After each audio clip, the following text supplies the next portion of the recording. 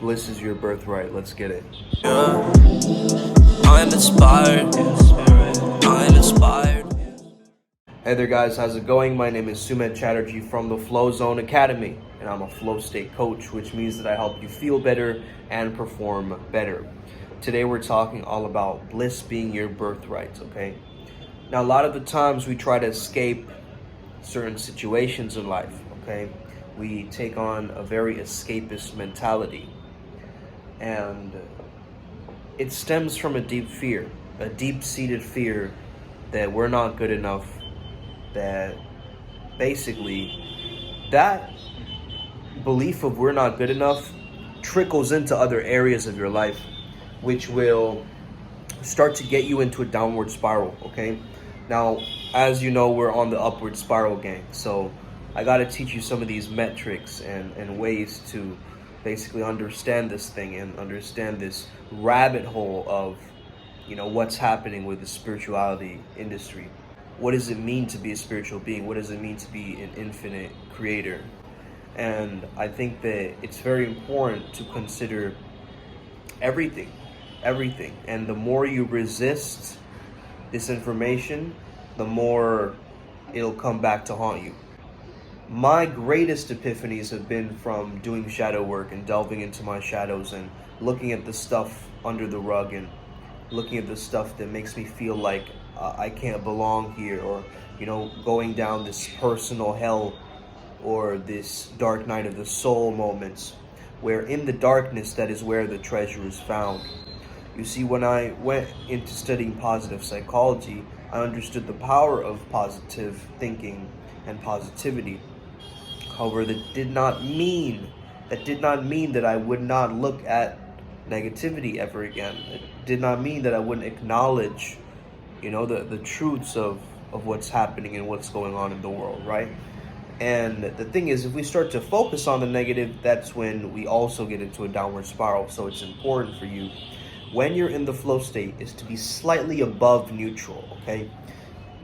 This is something I got from Frederick Dodson, and I think it's a very important consideration that you don't want to be absolutely no emotion, apathetic, right, when you're trying to get into flow, and you don't want to be so amped up that you burn yourself out really quickly. You want to be somewhere in between, a little bit above neutrality. That equilibrium energy, it can get boring if you're just in neutrality all the time, right? You're just an observer walking around. But those little pockets and moments of observation can get you a little bit out of the matrix, in a sense. Have you ever had this where you go to a park bench and you sit down with maybe a homeless person and you have a conversation and they tell you exactly what they need to tell you in that moment? It's sort of like a movie scene. Have you ever had an experience like that where you see the synchronicity directly reflected through a person and said through them onto you? This is a very powerful thing, because those are the flow state moments that stop time and get you to really reflect and ponder what's really going on. So understand that you were born from a chaos. You weren't born from bliss, right, in a sense. But I would say that bliss is your birthright, because notice that every time you have a bad moment, it gets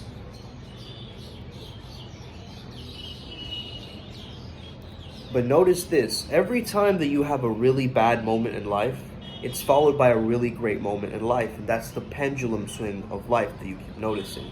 If you haven't been noticing that, guess what? Your time to come will shine eventually, right? If you keep putting in the good energy and the good work and putting it out there, it has to come back in some way. There's no possible way that it wouldn't come back, in a sense where, maybe the intention or the agenda is off. There's a sense of expectation rather than appreciation, as my mentor AZD said recently. I think that replacing your expectation with appreciation is another way that we can access that birthright bliss that we know belongs to us, because you've had these ecstatic moments, I'm sure, where time stops for you, nothing else matters. You feel this oneness. And I think that's why a lot of people escape on social media and they go into the internet, because the internet is a consciousness. It's a thing by itself. You guys got to understand this, okay? the internet is almost another dimension that we're creating holographically, and it's starting to create and write its own rules because it is a collective hive mind. Okay, so really start to understand that has so much impact. That dimension has so much impact. The internet dimension has so much impact on our third dimensional selves. Okay, it really does. And once you start to see that on the internet, there's no borders, right? There's no boundaries. Nowadays, there are becoming boundaries, right? They're becoming censorship and all this kind of stuff.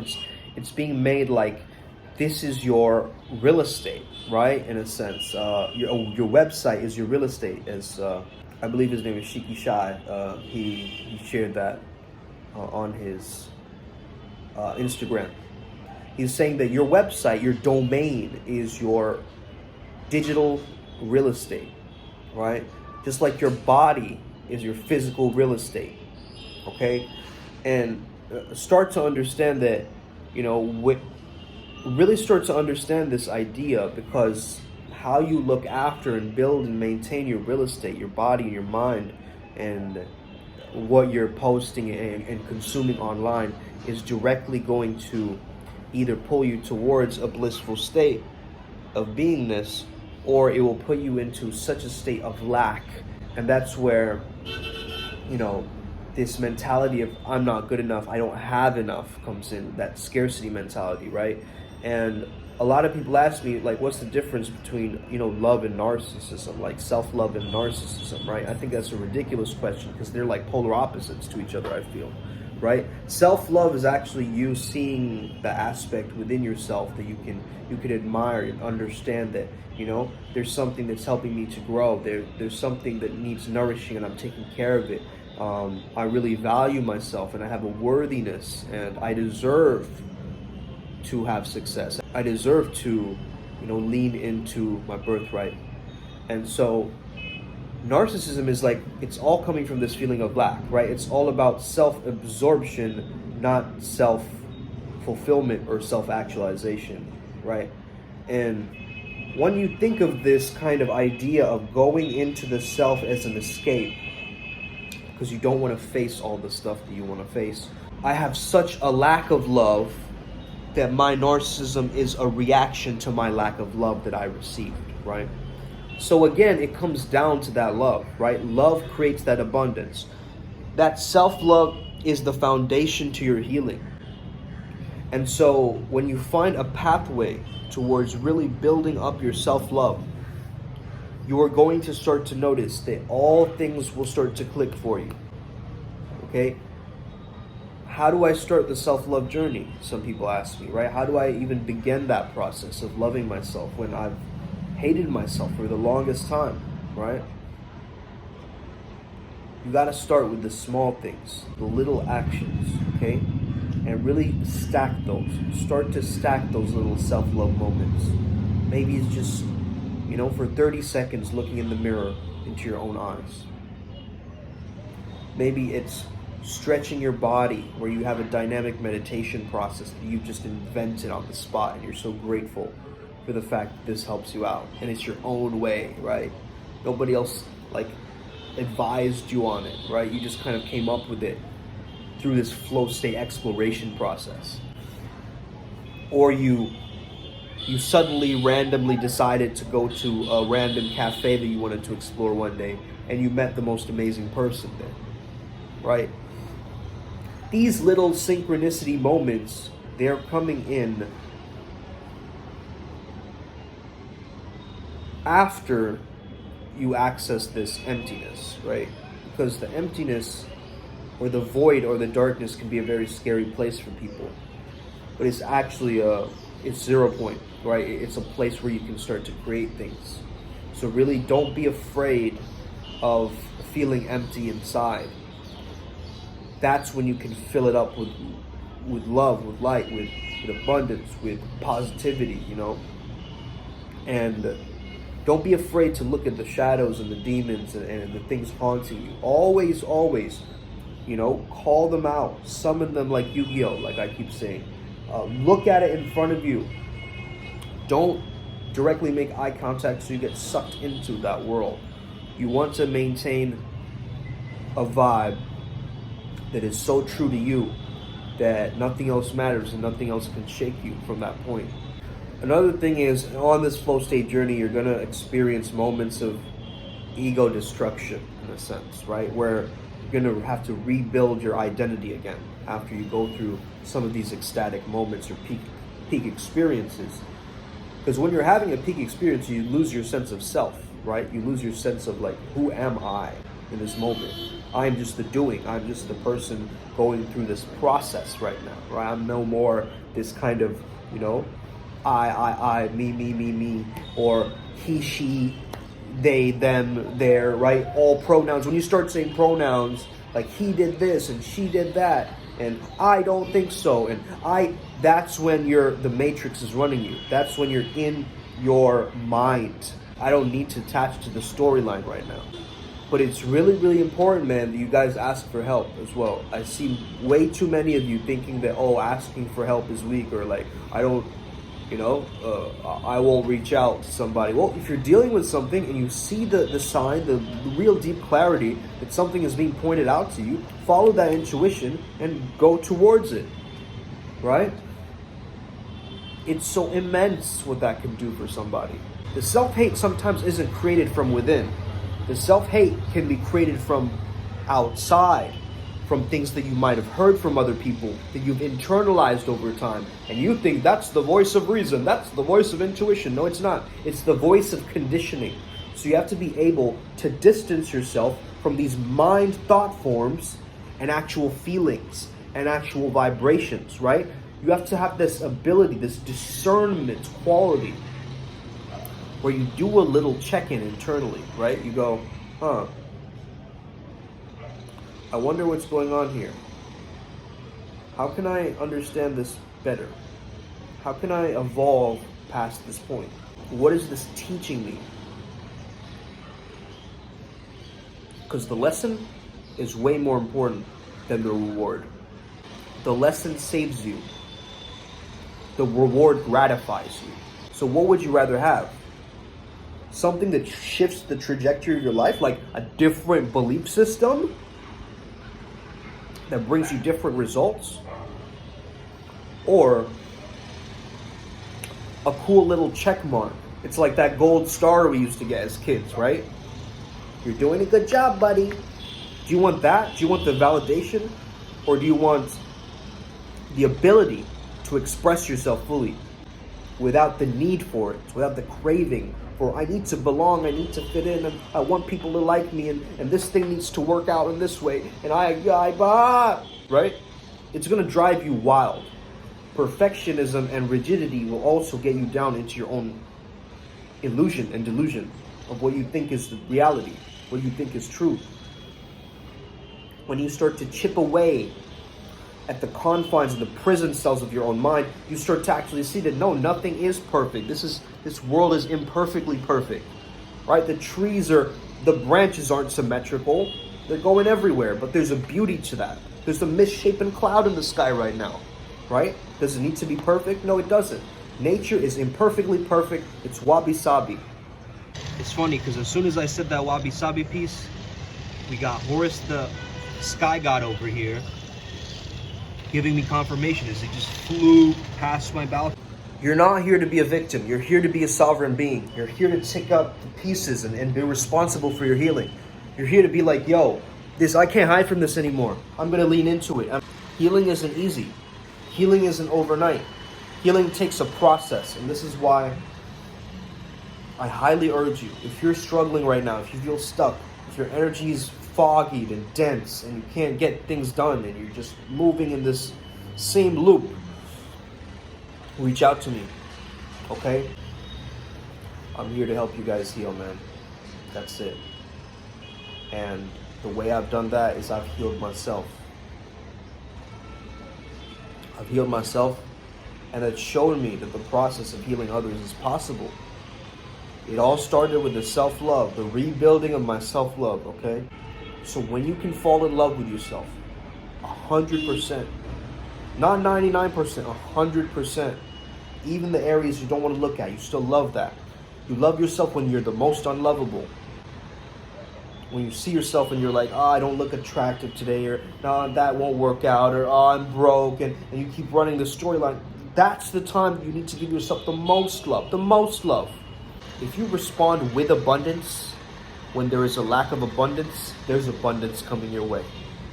I remember I spent so much money on clothes one year when I was in London that I ran out of cash. My validation and my approval of what others thought of me was more important than my bank balance at that time. Maybe this has happened for you. But that's me still running my trauma script, right?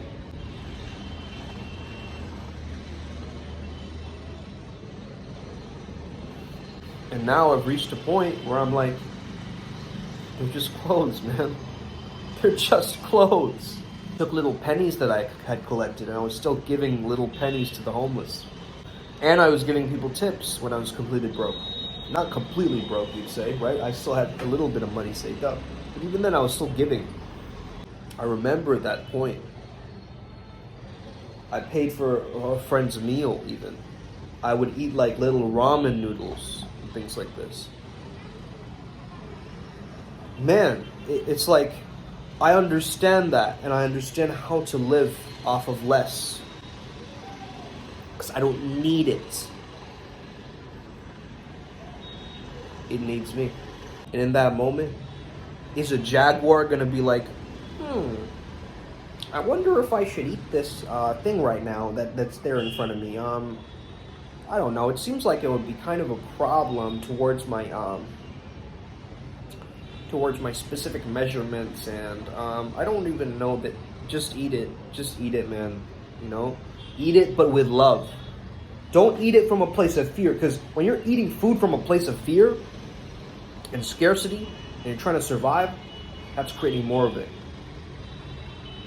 But why do people pray before they eat? Right? Why do you see that as a trend? Because it's such a powerful intention.